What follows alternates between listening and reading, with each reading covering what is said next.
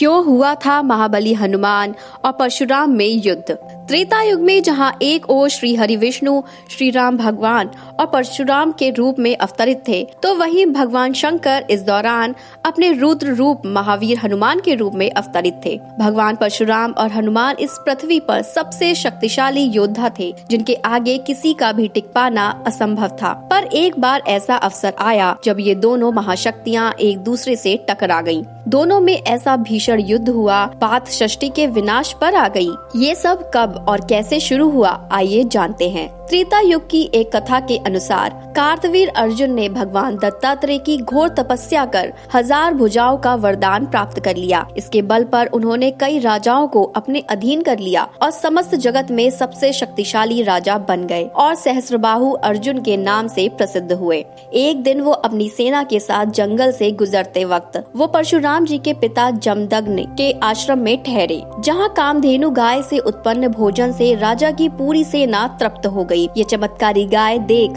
कार्तवीर के मन में लालच आ गया और वो बलपूर्वक उस गाय को हर ले गए। जब भगवान परशुराम को पता चला तो उनके क्रोध की कोई सीमा नहीं रही। उन्होंने कार्तवीर अर्जुन के महल जाकर उनका वध कर दिया। जब ये बात कार्तवीर के पुत्रों को पता चली तो उन्होंने बदला लेने के लिए परशुराम के पिता सहित सभी भाइयों की हत्या कर दी। जब परशुराम अपने आश्रम पहुँचे तो उनकी माता ने उन्हें पूरी दर्दनाक घटना बताई। अपने पिता और भाइयों की स्थिति देखकर वो क्रोधाग्नि में जल उठे और प्रतिज्ञा ली, इन क्षत्रियों ने अपनी शक्ति का दुरुपयोग किया है और निर्दयता से मेरे पिता और भाइयों की हत्या की है। इसलिए मैं प्रतिशोध रूप इस धरती से समस्त क्षत्रियों का संपूर्ण विनाश कर दूंगा। इसी प्रतिज्ञा के चलते परशुराम ने अपने दिव्य फरसे से 21 बार इस पृथ्वी को क्षत्रिय विहीन कर दिया। पूरी धरती क्षत्रियों के रक्त से लाल हो गई, लेकिन भगवान परशुराम की प्रतिशोध की ज्वाला अब तक शांत नहीं हुई थी। पौराणिक कथाओं के अनुसार जब 21वीं बार परशुराम जी क्षत्रियों के विनाश के लिए निकले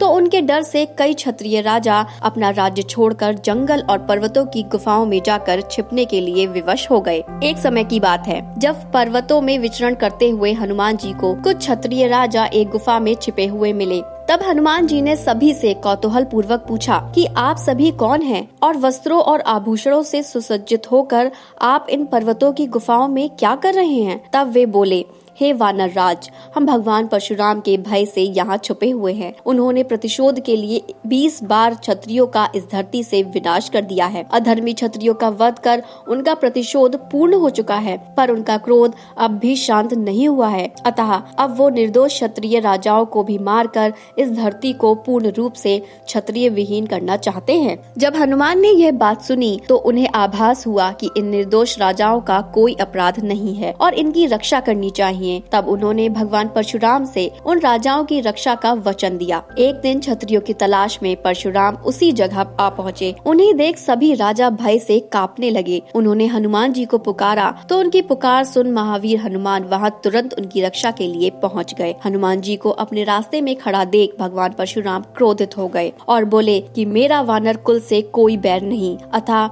मेरे मार्ग से हट जाओ, मुझे मेरी प्रतिज्ञा पूर्ण करने दो। तब हनुमान जी ने कहा, आप धर्मी क्षत्रियों का वध कर अपना प्रण पूर्ण कर चुके हैं। अब ये सब लोग निरपराध हैं और इनकी रक्षा को मैंने वचन दिया है, अतः आप इनको छोड़ दीजिए। हनुमान जी की बात सुन परशुराम जी और क्रोधित हो गए और इसी क्रोध में उन्होंने हनुमान जी पर अपना दिव्य फरसा चला दिया। इसका प्रहार रोकने के लिए हनुमान जी ने अपनी गदा चलाई और इस वार को रोक दिया। फरसा और गदा की टकराहट से पूरी सृष्टि कांप उठी। अब दोनों के बीच भयंकर और महाप्रलयंकारी युद्ध प्रारंभ हो गया। कई दिनों तक युद्ध चलता रहा। इस युद्ध के साथ ही जंगल, जमीन और पर्वत नष्ट होने लगे। यह देखकर स्वर्गलोक के सभी देवता भयभीत हो गए। उनको लगा कि अगर इस सृष्टि को अभी नहीं रोका गया तो ये सृष्टि कुछ दिनों में ही नष्ट हो जाएगी। पर किसी भी देव में इतना साहस नहीं था कि वो इन दोनों महायोद्धाओं के बीच आकर युद्ध रोक सके। तब सभी देवता महादेव के पास पहुँचे। मजबूरन उनकी समाधि भंग कर सभी देवताओं ने सारा किस्सा सुनाया